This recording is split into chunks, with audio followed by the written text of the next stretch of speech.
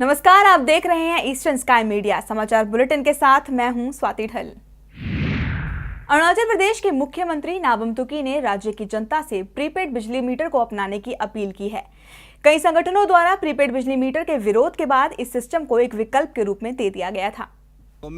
मुख्यमंत्री नाबम तुकी ने लोगों से आग्रह करते हुए कहा कि प्रीपेड बिजली मीटर योजना भारत सरकार की सुधार नीतियों में से एक है, इसलिए लोगों को इसे अपनाना चाहिए। उन्होंने कहा कि घरों में बिजली की चोरी को रोकने के लिए ही सिस्टम की पहल की गई है, ऐसे में जनता को इसे अपनाकर सरकार का सहयोग करना चाहिए। नाबम तुकी ने ये भी बताया कि अब तक 2000 से ज्यादा घरों में प्रीपेड बिजली मीटर को अपना लिया गया है और उन्हें उम्मीद है कि बाकी लोग भी सिस्टम का स्वागत कर उसे जरूर अपनाएंगे। इसके साथ ही तुकी ने लोगों से प्रीपेड बिजली मीटर पर चलाए जा रहे जागरूकता अभियान का हिस्सा बनने की भी अपील की है। प्रीपेड मीटर सिस्टम जो है एक रिफॉर्म्स है,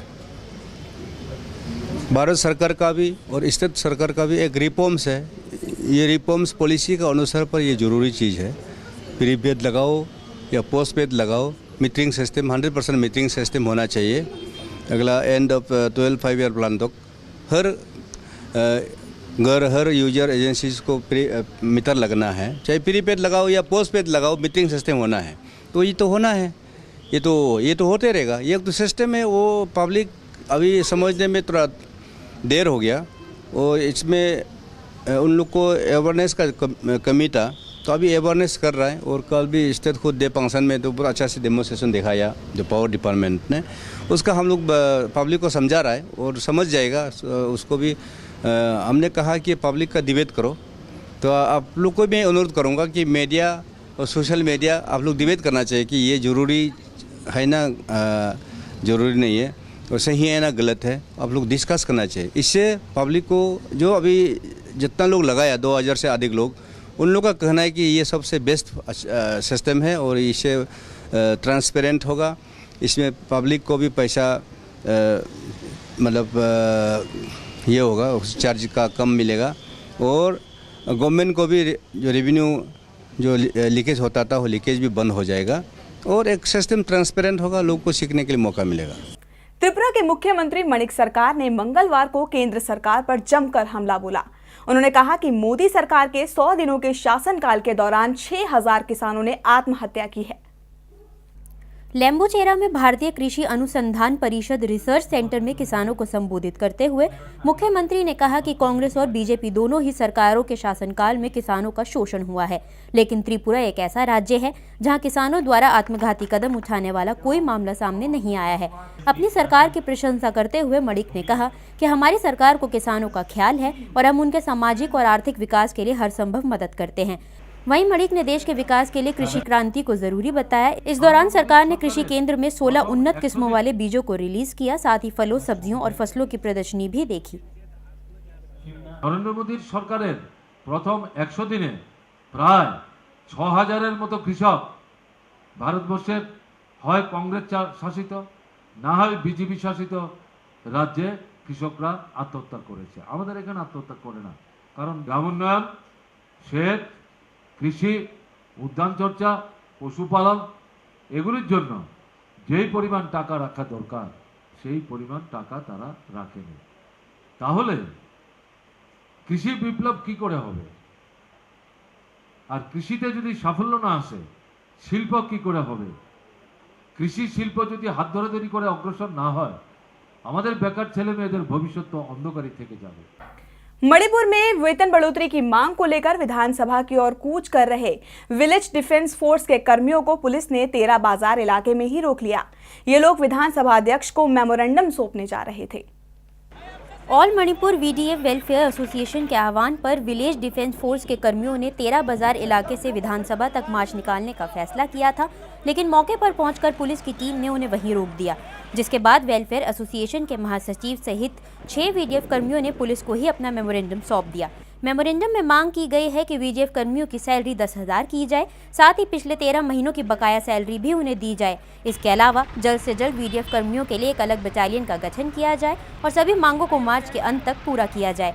प्रदर्शनकारियों का कहना है कि पूरे राज्य में 10,000 से भी ज्यादा वीडीएफ कर्मी समाज की सुरक्षा की जिम्मेदारी उठा रहे हैं, लेकिन राज्य सरकार इनके कल्याण के प्रति लापरवाह बनी हुई है।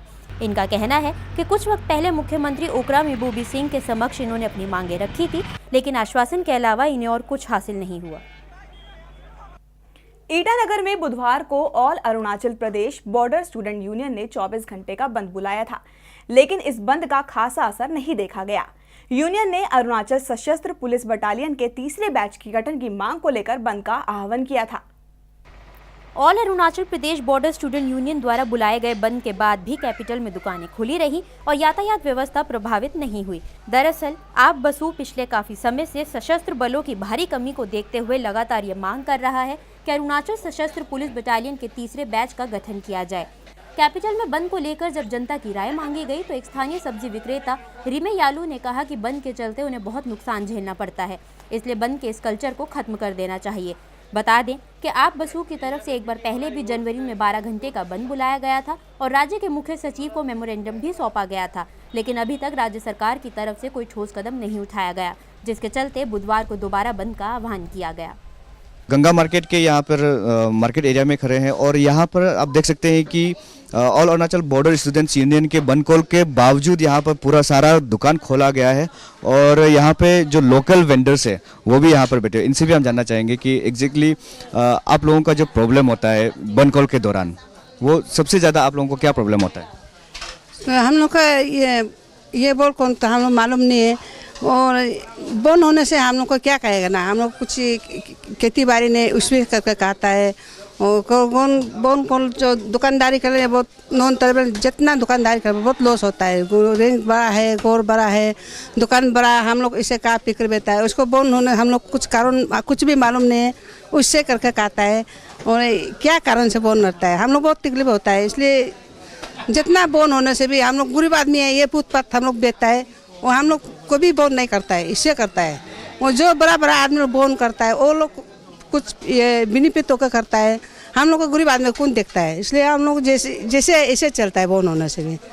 तो ये थे गंगा मार्केट के लोकल वेंडर और इनका यह मानना है कि जब भी बंद कॉल होता है इन लोगों के बिजनेस में बहुत ही फर्क पड़ता है, असर पड़ता है और इन लोगों का मानना है कि ये जो रोजी रोटी है इन लोगों का और जो बच्चों की पढ़ाई के लिए जो कमाई इस छोटे मोटे दुकान से जो कमाई करते हैं उनमें भी बहुत सारे इफेक्ट पड़ते हैं। तो ऐसे में इन लोगों का अपील है कि इस तरह के अननेसेसरी बंद कॉल को बंद किया जाए ताकि इन लोगों का लाइफ को एक सरल तरीके से चलाया जा सके। कैमरामैन राहुल गामांग के साथ मैं नीलम राजा, eastern sky media, Arunachal Pradesh.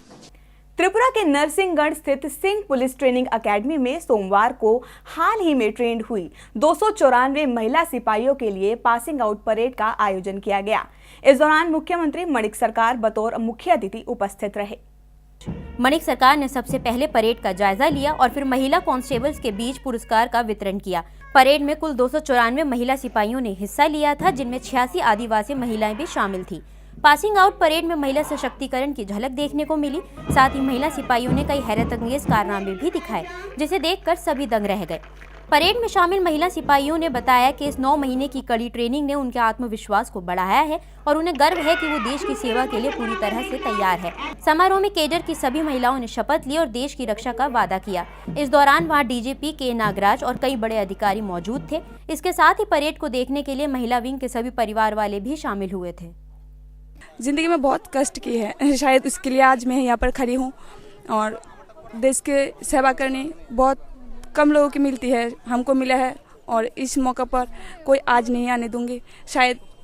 और मेरी ज़िंदगी मिट्टी में मिल जाए ना तो भी कभी कम नहीं होगा। एक तरफ त्रिपुरा सरकार स्वाइन फ्लू से निपटने के लिए कड़े कदम उठाने की बात कर रही है, लेकिन अगरतला एयरपोर्ट से सामने आई सर्चिंग सेल की ये तस्वीरें साफ बयां कर रही है कि राज्य सरकार स्वाइन फ्लू जैसी घातक बीमारी को लेकर कितनी चिंतित है।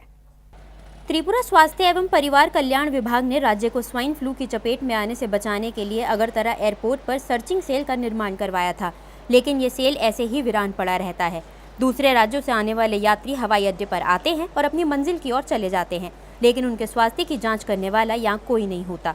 ये तस्वीर साफ जाहिर करती है कि राज्य के स्वास्थ्य विभाग ने लोगों की जिंदगियों को राम भरोसे छोड़ रखा है। सरकार के इस लापरवाह रवैये से लोग भी काफी खफा है। बता दें कि इस एयरपोर्ट पर हर दिन कोलकाता, दिल्ली, हैदराबाद, चेन्नई से यात्री आते हैं। ऐसे में ये जरूरी है कि हर आने जाने वाले यात्री की जांच की जाए। दोईमुख की राजीव गांधी यूनिवर्सिटी में मंगलवार को वर्ल्ड वाइल्ड लाइफ डे मनाया गया। इसका आयोजन centre with potential for excellence in biodiversity के द्वारा किया गया था। समारोह में मुख्य अतिथि के रूप में उपस्थित राजीव गांधी यूनिवर्सिटी से फाइनेंस के प्रोफेसर ए मित्रा ने राज्य के वन्य जीव संसाधनों के संरक्षण की जरूरत पर बल दिया। उन्होंने राज्य में इको पर्यटन को बढ़ावा देने की वकालत करते हुए कहा कि ये राज्य के स्थानीय लोगों के लिए भी फायदेमंद होगी। वहीं तमिलनाडु की चिदम्बरम यूनिवर्सिटी के प्रोफेसर के थयागेसेन ने कहा कि राज्य के लोगों के लिए बेहद जरूरी है कि वो वन्य जीवन के महत्व को जाने। उन्होंने ये भी कहा कि अरुणाचल प्रदेश में एकदम से शिकार की प्रवृत्ति को नहीं खत्म किया जा सकता, लेकिन राज्य के लोगों को वन्य जीवन की रक्षा के लिए अपनी जिम्मेदारी को समझना चाहिए। थयागेसेन ने राज्य के गैर सरकारी संगठनों से आग्रह किया कि वो राज्य के लोगों को वन्य जीवों के संरक्षण के लिए जागरूक करें। The three institutional alternatives for this conservation of this environmental and wildlife resources. Number one is the market, second one is the government, and third one is the community. So I think the government should, as Professor has told, has to make the people aware of the importance of the wildlife. But it is very difficult to change the culture. But we have to convince the people, and then it should come from the people rather than imposing from out. We have to educate the people, and we have to tell them. Then in that way only we can just solve this problem. Itanagar के IG park में रविवार को पहले अंतर्राष्ट्रीय लियो expo की शुरुआत की गई। एक्सपो का आयोजन लियो एडवर्टाइजिंग कंपनी ने all Arunachal Pradesh tribal union के सहयोग से किया है। अंतर्राष्ट्रीय लियो एक्सपो का उद्घाटन कैपिटल कॉम्प्लेक्स के डिप्टी कमिश्नर मीगे कामकी ने किया। इस एक्सपो में भारत के साथ साथ थाईलैंड, श्रीलंका और बांग्लादेश ने भी हिस्सा लिया है। वहीं इजिप्ट और टर्की के उत्पाद भी एक्सपो में लगाए गए हैं। All Arunachal Pradesh tribal union के सेक्रेटरी के.एल. नायाम ने बताया कि एक्सपो में गहने, आधुनिक सजावट की वस्तुएं, बांग्लादेश की हथकरघा साड़ियां, हथकरघा बेड कवर्स, जयपुरी रजाइयां और थाईलैंड की सजावटी लैम्प सहित कई चीजें हैं जो लोगों को काफी पसंद आ रही हैं। नायाम ने खुशी जाहिर करते हुए कहा कि एक्सपो में काफी बढ़ चढ़कर लोग हिस्सा ले रहे हैं। लियो एक्सपो 14 मार्च तक चलेगा। मणिपुर में मई 2015 में आयोजित होने वाले मणिपुर फैशन एक्स्ट्रावेगेंजा में पूर्व miss world runner up Parvathy Omanakuttan ramp पर जलवे बिखेरती नजर आएंगी। राज्य में हथकरघा और बुनाई उद्योगों को बढ़ावा देने के उद्देश्य से मणिपुर के designer Robert Naorem Manipur fashion extravaganza के तीसरे संस्करण में अपने डिजाइन का प्रदर्शन करने के लिए पूरी तरह से तैयार है। रविवार को रॉयल बैंक्वेट हॉल में प्रेस कॉन्फ्रेंस के दौरान रॉबर्ट नाओरेम ने बताया कि इस बार के फैशन एक्स्ट्रावेगेंजा में देश भर की टॉप मॉडल्स मणिपुर के पारंपरिक हथकरघा वस्त्रों का प्रदर्शन करेंगी और पूर्व miss world runner up Parvathy Omanakuttan show stopper के तौर पर रैंप पर उतरेंगी। उन्होंने बताया कि फैशन शो में मुंबई के असलम खान, कर्नाटक की जयंती बाला, बांग्लादेश के आशिक उमर रहमान और लखनऊ के अर्शी जमाल भी अपने डिजाइन का प्रदर्शन करेंगे। प्रेस कॉन्फ्रेंस में मणिपुर की पारंपरिक हथकरघा पोशाक पहने पार्वती ओमानाकुत्तन भी मौजूद थी। उन्होंने पूर्वोत्तर राज्यों की संस्कृति को बढ़ावा देने पर बल दिया और कहा कि सरकार को भी पूर्वोत्तर की खूबसूरत परंपराओं को प्रोत्साहित करना चाहिए। It's a very bold step that Robert has taken to bring Manipuri handlooms into the forefront and using that and keeping that in mind, bringing designers from across India and promoting Manipuri culture and tradition. And I'm really happy to be associated with Robert. The Northeast has always been distanced from the rest of the country. So it has always been difficult to showcase what their tradition and culture is all about, because I think the tribal culture that we have in the Northeast is as strong as what we have somewhere in South Africa or any African country. When we can promote that across the world, then why can't we do that in our own country? खबरों के इस अंक में फिलहाल इतना ही। नमस्कार।